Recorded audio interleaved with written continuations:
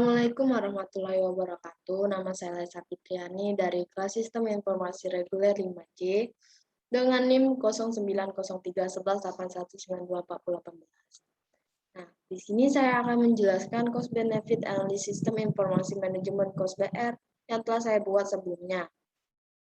Di sini ada rincian biaya dan manfaat pada tahun pertama, tahun ke-0, tahun pertama, tahun kedua, serta tahun ketiga.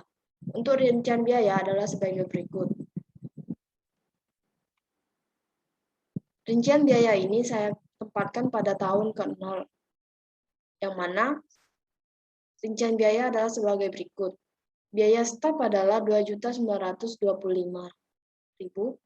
hardware adalah 6.100.000, biaya operasional adalah 1.500.000, perjalanan dan akomodasi adalah 300, ATK dan dokumentasi adalah 875.000, biaya rapat dan konsumsi adalah 1 juta, sistem tester adalah 1.100.000, desain UI dan UX adalah 2.150.000, hosting 450.000, programmer 3.400.000,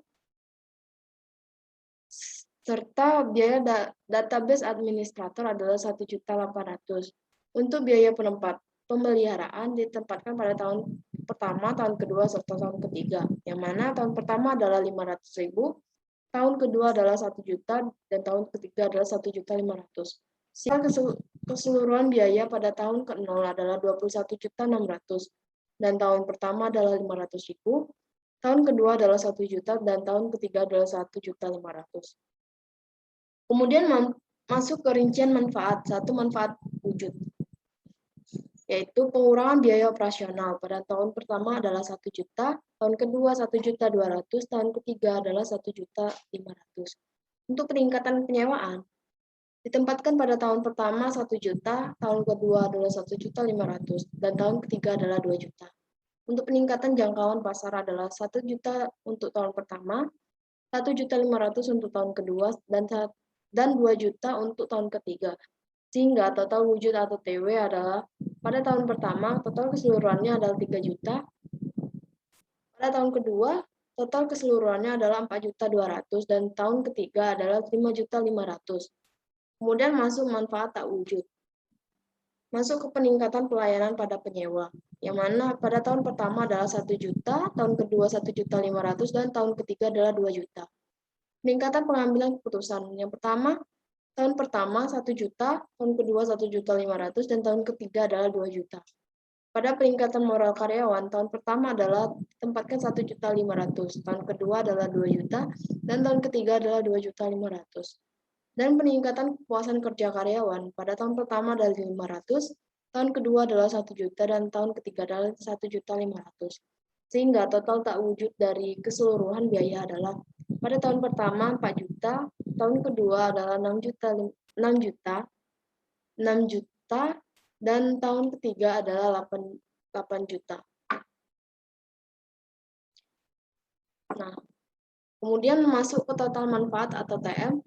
Keseluruhan dari total manfaat ini adalah 7 juta untuk tahun pertama, dan untuk tahun kedua 10.200.000, dan tahun ketiga adalah 13.500.000. Sehingga ditempatkan proses selisih TM dan TB adalah 6.500.000 untuk tahun pertama, 9.200.000 untuk tahun kedua, dan 12 juta untuk tahun ketiga.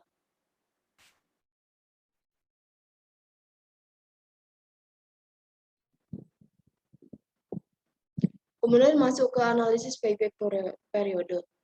Perhitungan analisis payback periode adalah sebagai berikut.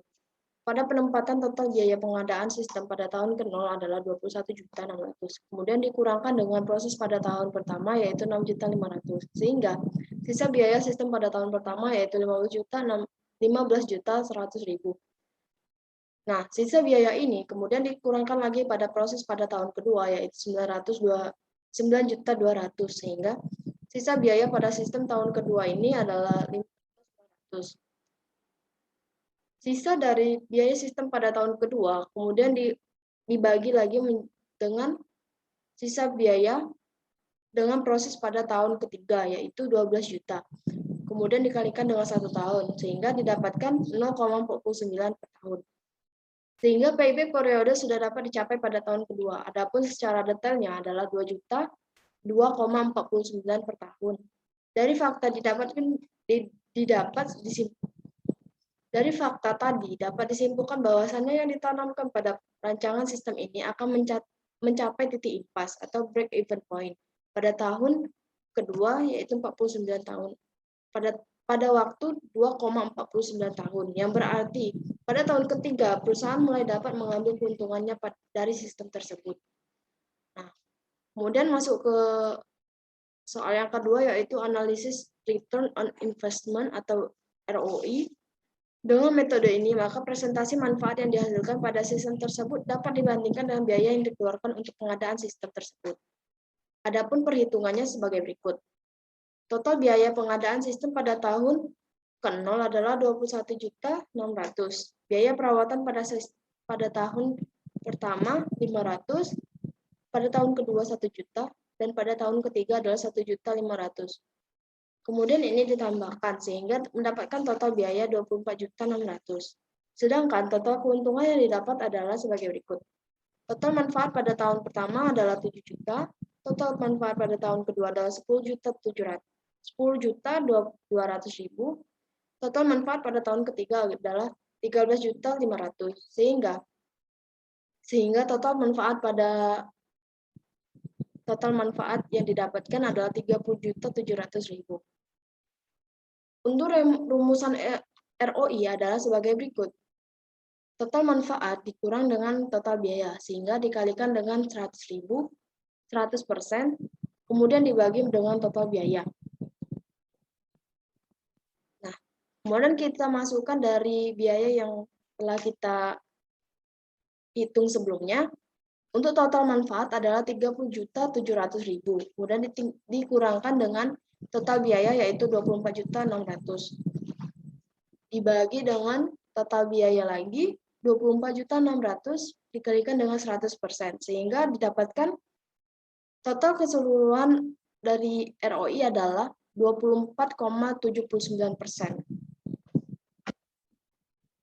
Artinya, bahwa sistem ini akan memberikan keuntungan pada tahun ketiga sebesar 24,79% dari biaya pengembangan sehingga sistem ini layak digunakan bagi perusahaan ini. Kemudian kita masuk ke soal ketiga, yaitu analisis Net Present Value atau NPV. Perhitungan analisis NPV adalah sebagai berikut. Nah, apabila diaplikasikan pada penerapan sistem yang baru ini, maka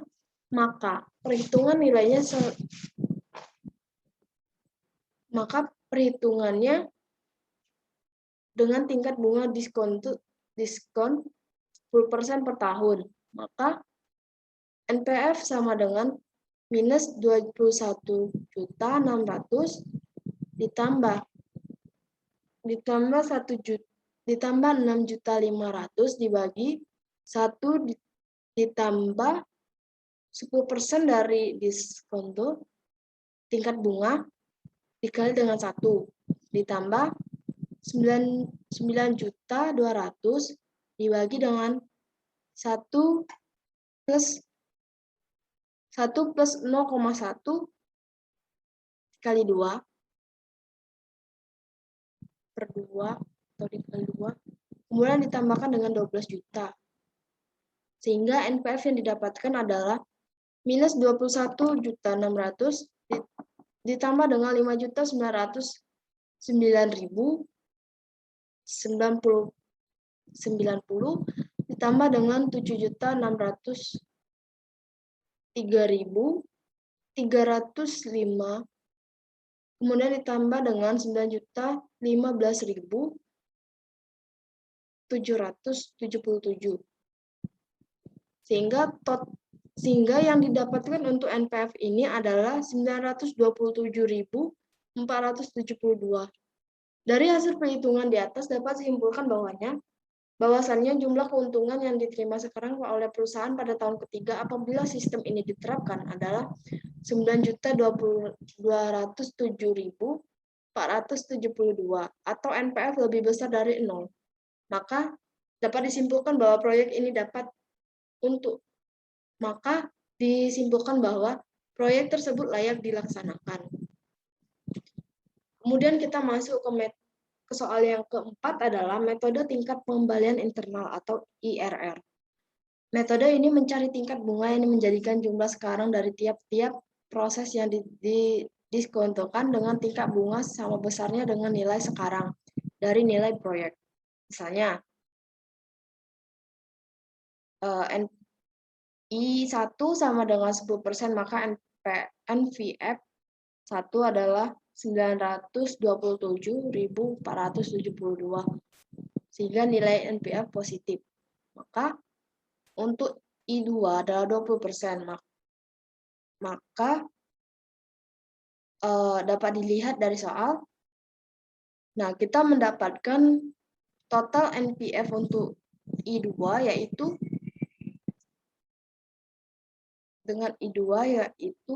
minus 2.850.002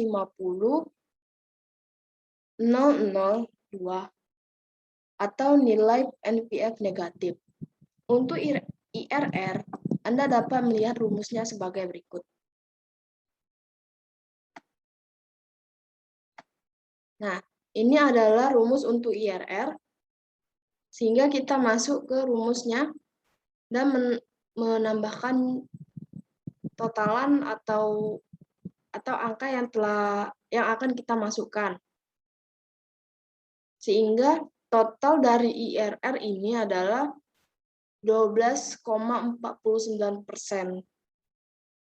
IRR 12,45%, artinya proyek ini akan menghasilkan keuntungan dengan tingkat bunga 12,45 per tahun. Dengan tingkat bunga 12,45% per tahun. Apabila tingkat bunga pengembalian atau rate of return yang diinginkan 10% per tahunnya, maka IRR ini adalah lebih besar dari 10%. Dengan kata lain, proyek dapat diterima oleh perusahaan. Dengan kata lain, proyek dapat diterima. Baiklah, itulah tugas yang telah saya buat mengenai cost benefit analisis sistem informasi manajemen cost BR. Apabila terdapat kesalahan kata ataupun pengucapan saya yang terlihat berantakan, saya mohon maaf. Saya akhiri. Wassalamualaikum warahmatullahi wabarakatuh.